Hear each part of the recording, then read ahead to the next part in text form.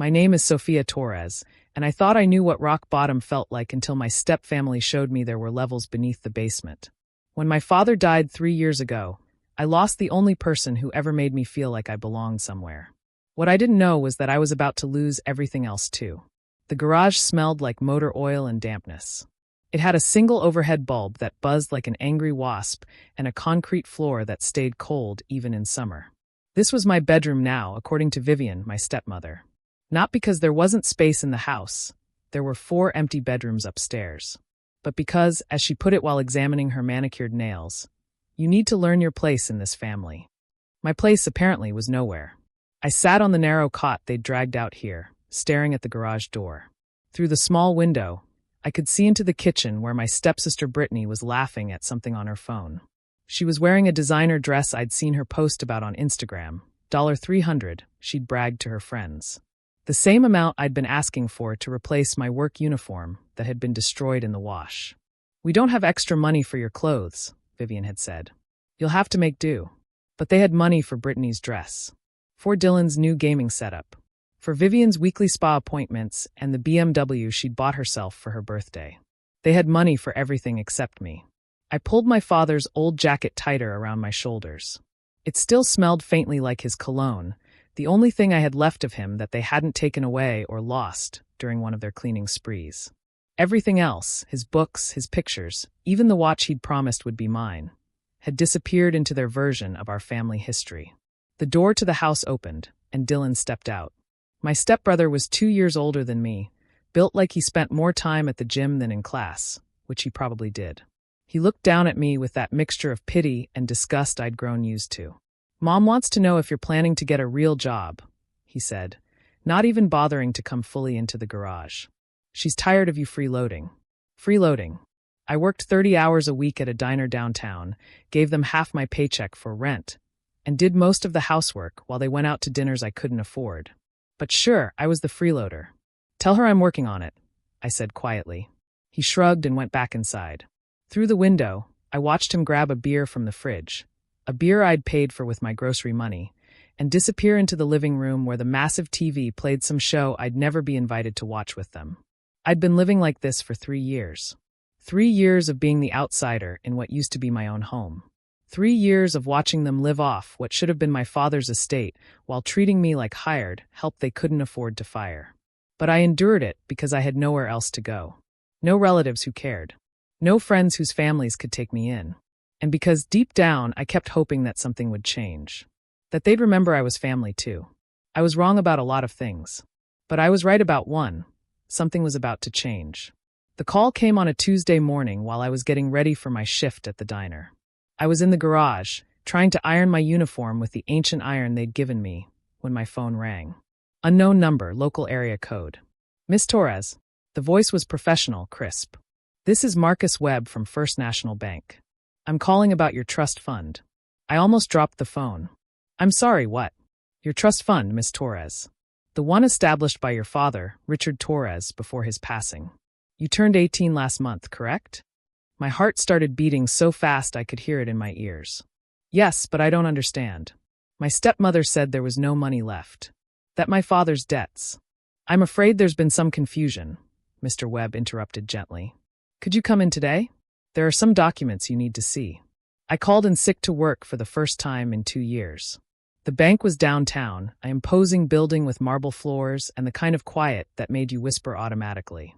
Mr. Webb was exactly what I'd imagined, silver-haired, kind eyes behind wire-rimmed glasses, the sort of person who looked like they'd never told a lie in their life.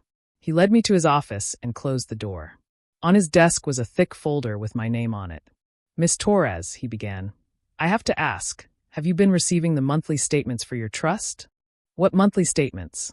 His expression darkened. "The statements we've been mailing to your home address for the past 3 years.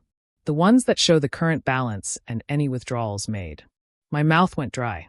"I've never seen any statements." He opened the folder and pulled out a stack of papers.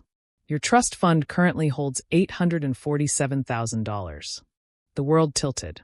I gripped the arms of my chair so hard my knuckles went white. "That's impossible. Your father was quite successful, Miss Torres. He owned several properties, had substantial investments, and took out a large life insurance policy with you as the sole beneficiary. However, his voice grew stern, there have been numerous unauthorized withdrawals over the past 3 years. He spread the papers across his desk. Page after page of transactions. $15,000 for a family emergency. $23,000 for educational expenses. $8,000 for medical bills.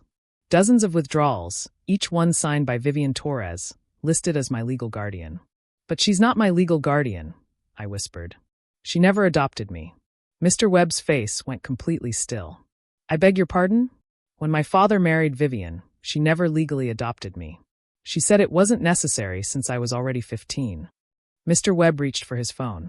Miss Torres, what you're telling me suggests that over $200,000 has been stolen from your trust fund.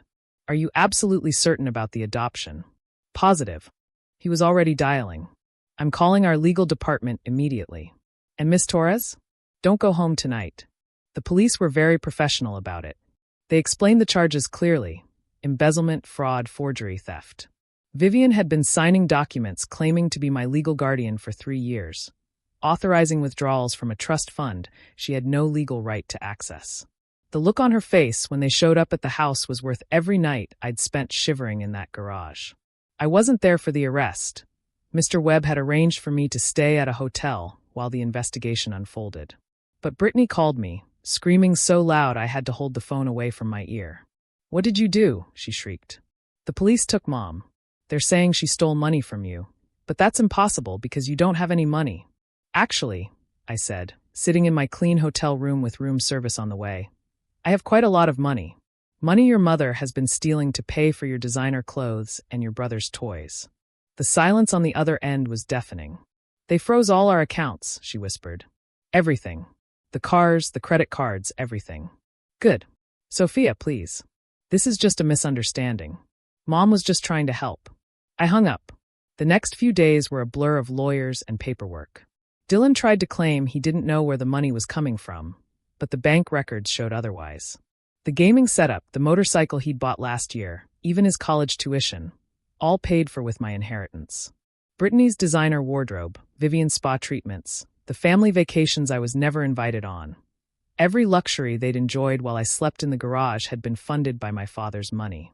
The house, it turned out, wasn't even theirs. My father had left it to me in his will, but Vivian had been forging documents to make it appear as though it belonged to her. When the truth came out, the eviction notice was swift. I moved back into my childhood home exactly 1 week after that phone call from Mr. Webb. It felt smaller than I remembered, but cleaner somehow. Like it could finally breathe again. Vivian was released on bail pending trial, but the damage was done. The local newspaper picked up the story. Stepmother embezzles nearly $200,000 from deceased husband's daughter. And suddenly everyone knew what kind of people they really were. Brittany had to withdraw from her private college.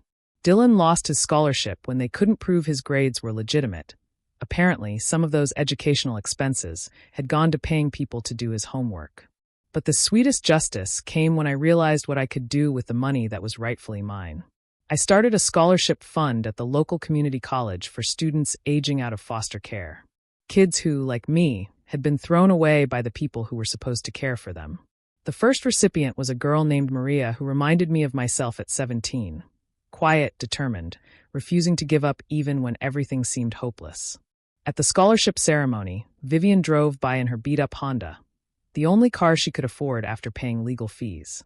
She slowed down when she saw me giving my speech, saw the banner with my father's name on it, saw the crowd of people applauding for something good I was doing with the money she'd stolen. I caught her eye through the windshield. She looked older, smaller. The expensive haircuts and designer clothes were gone. She looked like what she'd always been underneath. Just another person who thought she could take what wasn't hers. I didn't wave. I didn't smile. I just looked at her until she drove away. That night, I sat in my father's old study, my study now, reading one of his books. The room smelled like him again. Like home. My phone buzzed. A text from Dylan. Can we talk? I'm sorry about everything. I deleted it without responding. Some people think forgiveness means letting people back into your life after they've hurt you. But I learned something in that garage. something that took me 3 years and a phone call from a bank manager to fully understand. Sometimes the most powerful thing you can do is let people live with the consequences of their choices. Vivian spent 3 years teaching me that I didn't matter, that I was disposable, that I should be grateful for scraps. I spent one day teaching her that actions have consequences, that stealing has a price, that sometimes the person you think is powerless is just waiting for the right moment to remind you who they really are. I never saw any of them again. And honestly, I never wanted to. My father left me more than money. He left me proof that I was worth something, worth protecting, worth providing for. They spent 3 years trying to erase that truth. It took 24 hours to make it stick.